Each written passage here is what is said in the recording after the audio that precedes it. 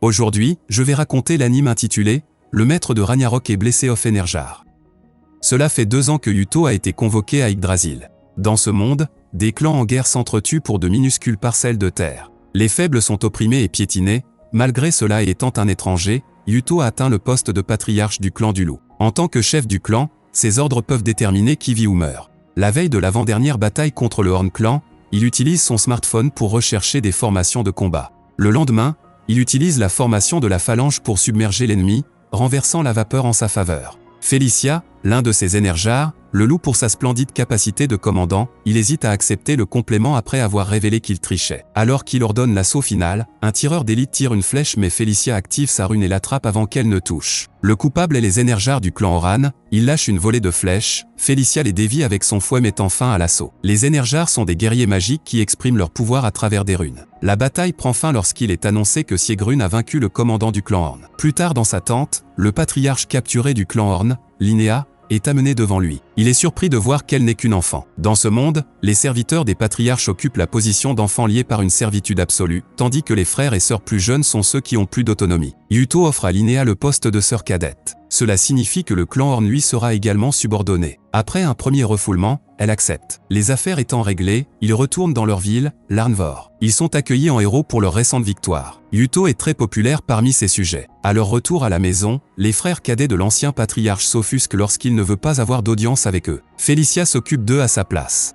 Yuto se dirige vers un temple qui a un artefact. Alors qu'il s'en approche, il reçoit un signal et appelle son amour, Mitsuki. Elle demande avec inquiétude s'il a réussi à trouver un moyen de rentrer chez lui. Malheureusement, il ne l'a pas fait. Cette nuit-là, au lit, il révise tout ce qu'il a appris jusqu'à présent sur sa situation. Il sait qu'Yggdrasil est sur Terre, d'après les outils et la culture, il se trouve quelque part entre 1300 et 2000 avant JC dans le passé. Le lendemain matin, ses 2 Enerjars le réveillent pour le petit déjeuner. Grâce à son smartphone, ils utilisent une querne rotative pour faire un meilleur pain. Il se dirige ensuite vers l'atelier d'un de ses enfants, Ingrid. Les armes du clan y sont fabriquées. Du fait de ses connaissances venues du futur, il a introduit les armes de fer à l'âge du bronze, ce qui leur donne un avantage non négligeable. Puisqu'ils sont sur le point d'absorber le Horn Clan, ils auront besoin de plus d'armes pour les armer. Une timide Ingrid promet d'honorer la commande. Plus tard, le grand prêtre Alexis accomplit le rituel du calice d'allégeance entre les 2 clans. Cela crée des liens plus forts que ceux du sang. En utilisant cette coutume, Yuto a l'intention de l'utiliser pour unir tous les clans afin de ramener la paix dans le pays.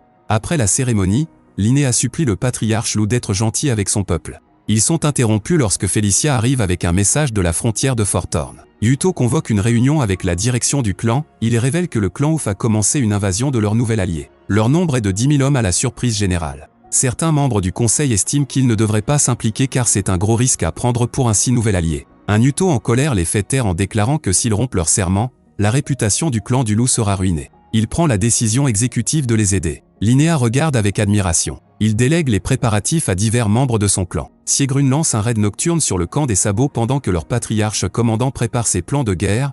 Il est surpris de les voir se battre si efficacement à cheval. Avant qu'il ne mobilise un compteur, le soldat loup s'échappe. Il continue cela pendant 3 jours. En raison de l'imprévisibilité des assauts de style gorille, l'armée du sabot ne dort pas. Le 4e jour, le reste de l'armée de loup arrive sur le sol de Horn et engage les envahisseurs dans une foire de guerre ouverte. L'armée du sabot bouge lentement parce qu'elle n'a pas eu de repos. Yuto les appâte en exposant le flanc gauche. Le patriarche Ingvild le sabot le prend et se précipite pour finir Linnea. Les soldats de la corne sont submergés par la puissance martiale d'Ingvild. Cependant, Siegrun et son unité de cavalerie rejoignent la mêlée. Montée, elle se heurte au patriarche, mais celui-ci se déplace rapidement au sol. Après un bref échange, Siegrun le tue avec un katana. Le chef mourant est heureux d'être tombé sous le coup d'une arme et d'un inquiet comme Siegrun. Ils promettent de se rencontrer à Valhalla. Cela met fin à la guerre. Après la bataille, un timide Yuto se baigne avec ses Enerjars puisqu'ils sont en territoire ennemi. Linnea les rejoint et demande au patriarche loup de l'épouser pour renforcer les liens de leur clan. Félicia met une emprise sur cela en déclarant que ce n'est pas ainsi que les choses se font.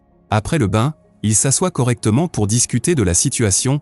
Il est décidé qu'il est trop tôt pour parler de mariage. Félicia aide plus tard Yuto à se préparer pour le rituel de la victoire. Il est révélé que c'est elle qui l'a convoqué là-bas. Ils ont aussi un petit cœur à cœur. Le rituel de la victoire et les célébrations sont interrompus par Stenor, le patriarche du clan de la foudre. Rasmus demande à Alexis pourquoi il l'amènerait devant eux. Stenor révèle qu'il est là en visite d'état pour féliciter Yuto. Rasmus révèle que c'est le patriarche de la foudre qui a tué leur dernier dirigeant qui était aussi le père de Linnea. Il écarte le fait que comme une vieille nouvelle, le soldat Horn se prépare à attaquer mais Alexis plaide puisque c'est son invité. Cela le calme. Stenor continue de se moquer d'eux quand ils se mettent en colère, il met en valeur sa vitesse écrasante et son pouvoir destructeur. Il a un Enerjar à 2 runes, il n'y en a que 3 au plus dans tout Yggdrasil. Il se présente à Yuto avant de partir avec le prêtre. Alors qu'il se promène dans la ville, Alexis demande à Yuto s'il acceptera leur demande. Il accepte d'attaquer le clan des loups. De retour à Larnvor, Yuto se fait griller par Mitsuki pour l'avoir fantôme pendant 3 semaines. Elle pensait que quelque chose lui était arrivé depuis la dernière chose qu'il lui avait dit, c'était qu'il allait faire la guerre.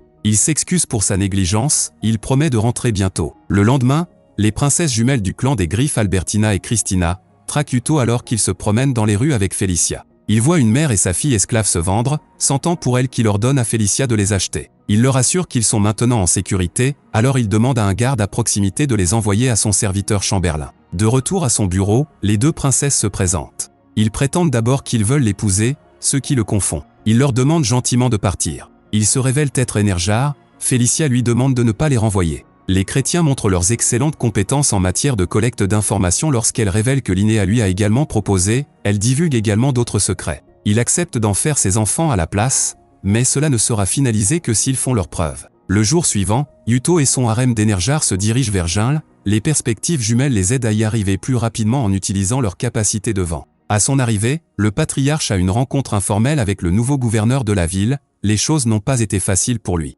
Les indigènes ont résisté au système de plantation des cultures de leurs nouveaux dirigeants.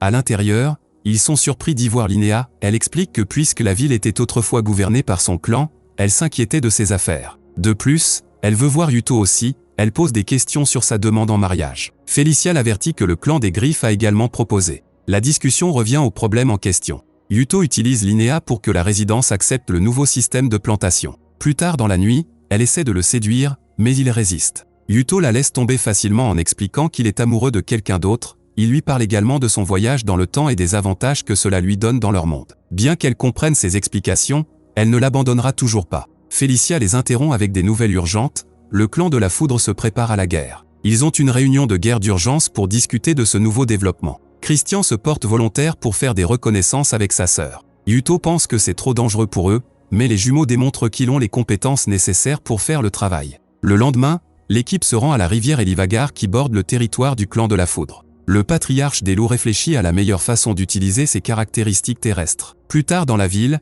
il informe Mitsuki de la guerre à venir. Yuto tient une réunion plus tactique avec ses conseillers militaires où ils discutent des motifs d'attaque de Stenor et de la meilleure façon de contrer. Avec son armée forte de 8000 hommes, il leur ordonne de marcher. Scout chrétien à distance. Le jour de la bataille est arrivé alors que les 2 armées s'affrontent en formation. Stenor a hâte de faire démarrer les choses. Mais le général Pialfi conseille de se retenir pour voir comment le clan des loups se déploie. Il a entendu parler de leur formation et tactique peu orthodoxe. Le frère de Stenor, Ving, est également d'accord avec ses sentiments. Le patriarche éclair ne tient pas compte de la suggestion et ordonne à ses hommes de charger. Leurs hommes commencent à tomber comme des mouches alors que le clan des loups utilise des arbalètes pour les éliminer. Stenor remarque que les archers mettent plus de temps à recharger, alors il ordonne à ses hommes d'augmenter la pression sur leur assaut. Yuto s'en rend compte et ordonne à l'arbalète de se replier. Il active la formation de phalanges qui embroche les forces qui avancent comme des brochettes. Le clan de la foudre se fait botter les fesses, Stenor ordonne à Ving de prendre le flanc gauche, Pialfi d'attaquer le droit et il chargera directement au milieu. Yuto craint que cette bataille ne soit plus facile que prévu. Il fait signe à l'unité de cavalerie dirigée par Siegrun de terminer le travail. Pialfi les rencontre avec leurs chars.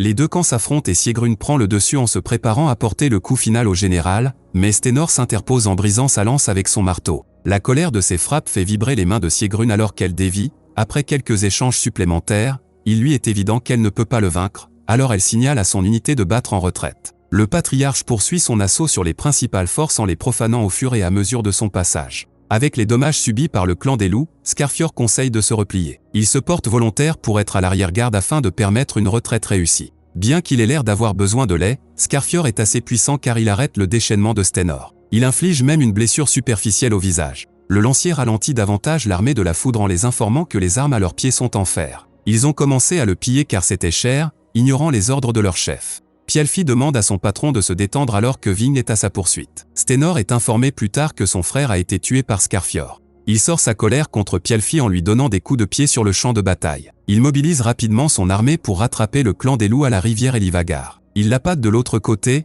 à cause de sa force monstrueuse, cet Enerjar se sont associés pour l'arrêter. Ils sont toujours incapables de le vaincre au combat. Siegrun perd même son katana dans la mêlée. Heureusement, leur objectif était de le bloquer, la plupart de ces hommes traversant la rivière. Yuto inonde la rivière avec le barrage qu'il a demandé à Linéa de construire plus tôt. Cela anéantit l'armée de la foudre avec leur chef. Contrairement à la majorité de ces hommes, Stenor survit, il se couche au bord de la rivière avec plusieurs os brisés reconnaissant sa perte. Victorieux, il retourne à l'Arnvor où Yuto appelle pour mettre à jour Mitsuki. Il enseigne plus tard à Ingrid comment fabriquer des produits en verre. Eferia est officiellement acceptée dans le cercle restreint du patriarche Lou. Georgian a réuni toutes les dames pour organiser des vacances afin que leur chef puisse se reposer un peu. Yuto accepte leur proposition en laissant Georgian aux commandes pendant son absence. C'est un excellent test pour voir comment l'endroit se comportera après son retour à son époque. À la retraite du Spar, il est surpris de voir que les filles l'ont rejoint, elles le dérangent un peu pendant qu'il essaie de se détendre. Rajeuni, il accepte officiellement les jumeaux dans ses rangs. Siegrun rend visite plus tard à Ingrid qui a terminé son katana de remplacement. Elle est satisfaite de la qualité de sa fabrication,